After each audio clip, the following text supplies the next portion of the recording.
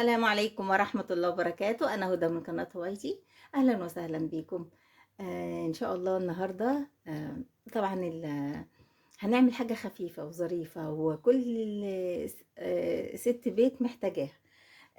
ويعني مش هنقول يعني مكلفة، هتتكلف حوالي 15 18 20 جنيه بالكتير قوي. طبعا عشان عارفين ان الخامات غليت، وهنعمل حاجة أصلية وهي بتبقى الأصل بتاع الشركات. هنعمل بريل أو فيري بتاع الشركات. هنعمل ايه؟ حوالي كده أنا محتاجة كيلو. أنا لقيت ما عنديش، خلاص خلصت، فقلت ايه لازم أعمل بقى على عكس الصابون اللي عملته قبل كده، اللي هو الصابون المكعبات البلدي اللي هو بيخش في الغسيل والحاجات دي. تمام. او تغسلي بيه سجاجيد، تعملي بيه حيطان، يعني بينظف جدا طبعا. احنا عايزين حاجة بقى للمواعين وتكون امنة على ايدينا وسهلة في التركيب.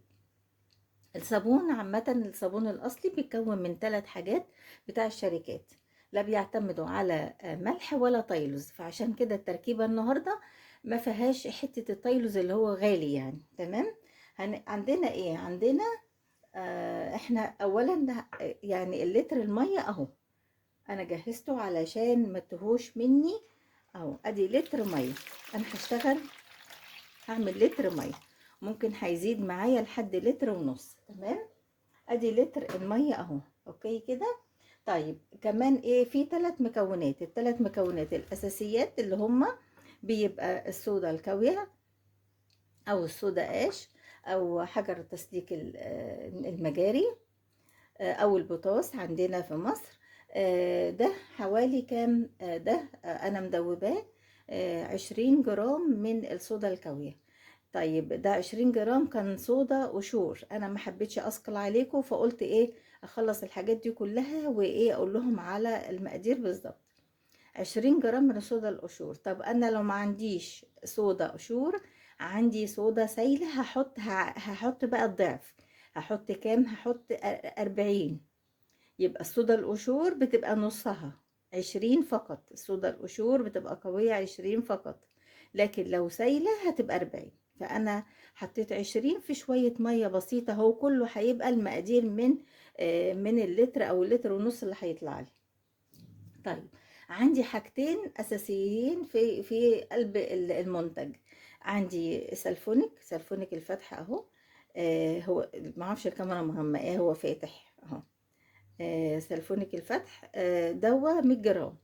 ودوبت برضو التايلوز دوا 100 جرام. يبقى انا عندي 20 جرام، مش عشان ما تهوش مني. 20 جرام من الصودا الكاوية لو قشور، وقلنا لو سائلة 40.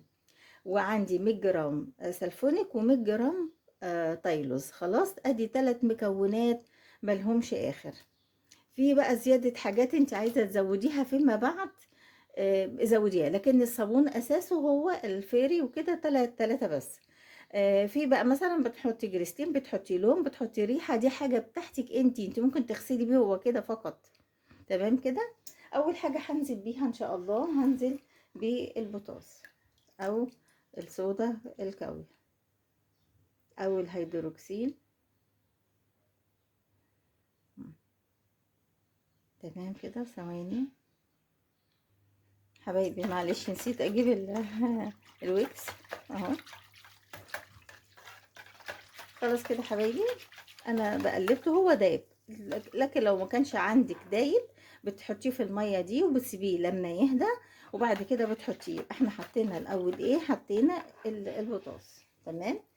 تاني حاجه هنحط السلفونيك اهو. تمام كده. دي السلفونيك. يبقى بعد البوتاص اللي انا كنت نقعاه هحط ايه؟ هحط السلفونيك،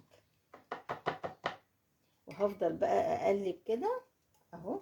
طبعا ما تخليش اي حاجة، لان ده خامات غالية، وكمان ده بيبقى من المكونات من الميزان بتاعك. تمام. يعني ممكن بيبقى نطفة من دي بت بتبوظ لك الدنيا في البي اتش. تمام كده. وعايزه اقول لكم بس يا حبايبي، اللي بيشوفني، او بيتعامل معايا في موضوع الصابون، عايزه اقول لك اهم حاجه لازم تبقى عندك موجوده في قلب البيت، لازم يبقى عندك ميزان. تاني حاجه لازم يبقى عندك البي اتش، اللي هو الدفتر بتاع البي اتش. تمام كده، يبقى عندنا حاجتين لازم اساسيين لازم يكونوا في البيت. المنتجات دي بقى انت بقى لما بتكوني بتصنعي حاجات دايما في البيت، لازم بتجيبي بقى ايه، بتروحي مثلا شارع الجيش، بتروحي الاسواق اللي عندك لو حد بيبيع فيها، بيديكي الحاجات دي. تاخديها بالجمله، يعني مثلا بجيب كيلو تكسبون، كيلو 2 كيلو سلفونيك، مثلا ربع كيلو او نص كيلو تايلوز، بجيب جريسلين بالكيلو، بجيب الوان، في الوان ماجيك والوان عاديه طبيعيه. عايزه تحطي مصدف للحاجات اللي عندك ممكن بتستعيني بيه. يعني بصي لازم تجيبي بقى الحاجات عندك طبعا، زائد الايه ماده البوتاس دي. شايفين يا حبايبي انا كده قلبت. لازم كل حاجة أهم من أي حاجة، لازم المنتج بتاعك يتقلب كويس. ده من الأساسيات بتاعة الصابون، اللي هو يعني بتحطي المقادير كويس، بتظبطي الميزان بتاعك كويس، وبعد كده بتحطي ما تستعجليش في التقليب، بتقلبي كويس جدا. ده من نجاح الصابون، كل منتج لازم تنزليه تقلبيه. وانا ما حبيتش اثقل عليكم في ال في البطاطس، نقعته، وكمان نقحت التايلوز، لا سوري التكسابون، معلش احنا ما حطيناش تايلوز خالص، تايلوز اللي هو البودر ده، بس الواحد بيتوه. بس كده حبايبي، هنبدأ بقى بنزل بتالت منتج. بعد كده هبقى اقيس ايه، هو ممكن كده اقيس ايه البي اتش، تمام ممكن يعني، لكن ايه هنحط احنا التايلوز اهو، بصوا شايفين دايب ازاي اهو، واقلب بقى. كتر التقليب فيه هيديكي ايه اللزوجه اللي انت عايزاها بقى. طبعا الرغوه دي بعد كده هتهدى، مش هيبقى فيها اي حاجه اهو، ما تخليش اي حاجه اهو. اهو النهارده بنعمل من لتر للتر ونص من الفيري اهو. تفضلي بقى تقلبي كده. طيب يا هدى، انت حطيتي لتر صافي من الميه، وبعدين دوبت التكسابون، دوبته في كوبايه ميه اللي هي 250 جرام. يبقى فاضل ايه على اللتر ونص؟ هحط حوالي من الميه، لو احتاج يعني هحط حوالي برضو كوباية تاني عشان يديني اللتر ونص.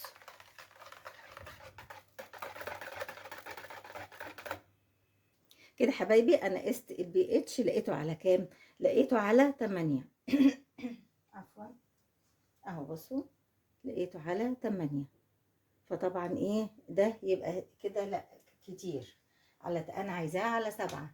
طبعا هنحط ايه، طالما هو بيبقى غامق كده ودرجة اللون بتاعته غامقة، يبقى هنحط شوية من السلفونيك نعادل بيهم، وشوية بسيطة جدا اهو حبايبي، بسيط من السلفونيك اهو.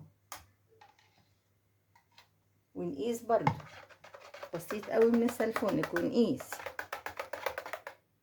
شايفين يا حبايبي انا بعمل المعادله اهو، الحمد لله ان هو قدامكم حصل كده، علشان نبين ان المعادله كده مش صح، فلازم نخليها صح كده. ادى اللون الاورنجي، اللون الاورنجي ده معناه انه عايز شويه من الصودا.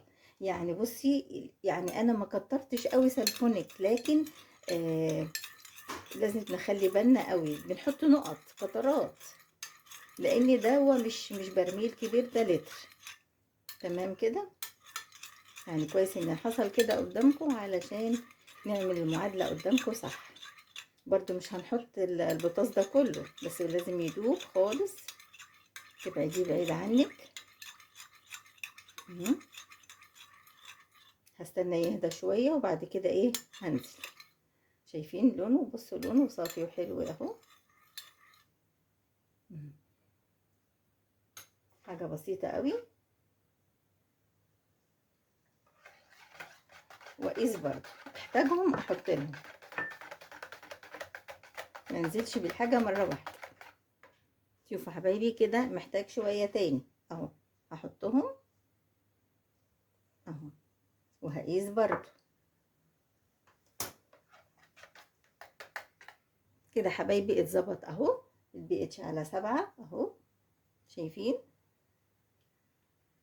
كده اخر جمال. كده يبقى امن على ايدك. شوفوا شوفوا قسنا كم مره.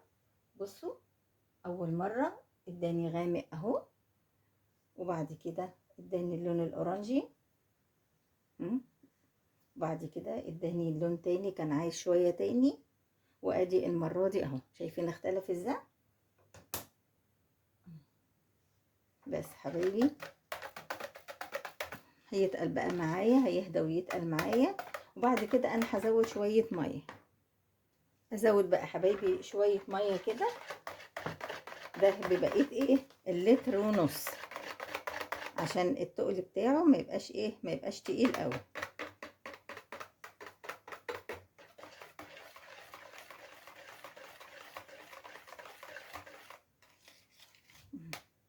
بصوا طبعا الرغوه دي هتهدى وهتدي تقل للمنتج.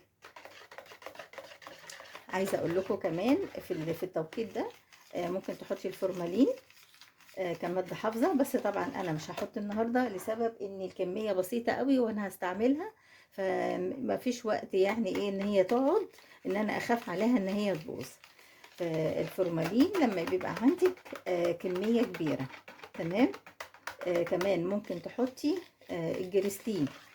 الجريسلين اهو علشان ايديكي، ده حاجات بقى زياده، ده علشان ايدك. احنا بنجيبه بالكيلو، هنحط حوالي كده ايه من 5 ل10، يعني معناها معلقة صغيرة مثلا. ادي معلقة وادي معلقة وادي معلقة اهي، يعني هنقول 10 جرام من الجريسلين. طب الريحة الزيتية بتتحط امتى؟ وبرده لو مش عايزة تحطي ما تحطيش، مش عايزة تحطي لون ما تحطيش.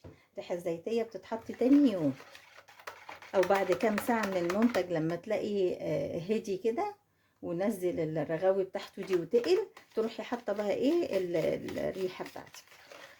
ريحه بقى ليمون، ريحه لافندر، ريحه اللي انت عايزاه بتحبيه بتحطيه حطيه. ده يا حبايبي بقى لون زي لون غروب كده الشمس اهو. هحطه في ايه؟ هحطه في شويه من الميه، ده من بقيه اللتر ونص بتاع ايه،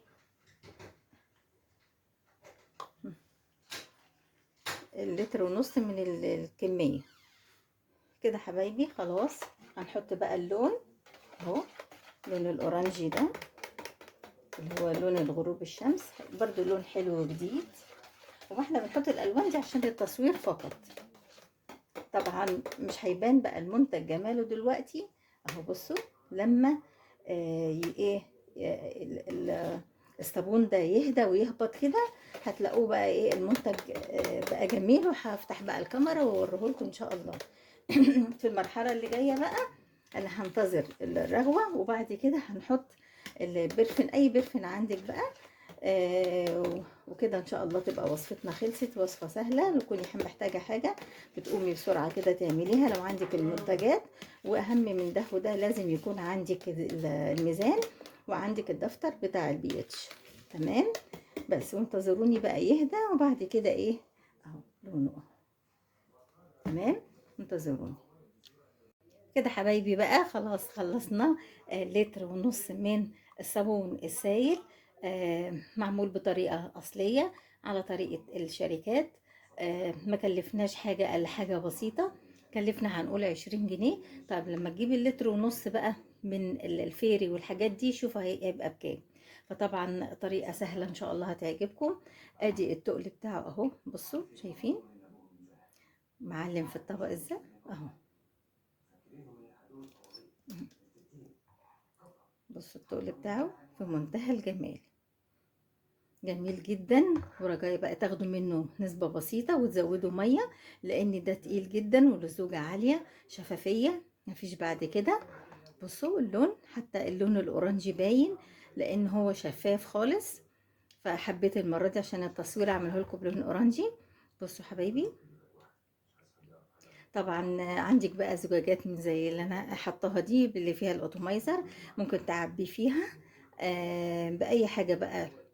طبعا طريقة سهلة ان شاء الله تعجبكم يا رب، وجربوها وان شاء الله بعد كده. يعني احنا بنعمل كميات صغيرة. ادي مثلا ده لتر ونص، قبل كده عملت 5 لتر. ممكن بعد كده اعمل لكم 10 لتر، وقبل كده كنت عاملة 30. فان شاء الله نعمل لكم كل اللي انتوا عايزينه. طريقة سهلة وجميلة، ومفيش استغناء عن الصابون السائل اليومي في قلب البيت. بشكركم حبايب قلبي، بشكركم، مع السلامة.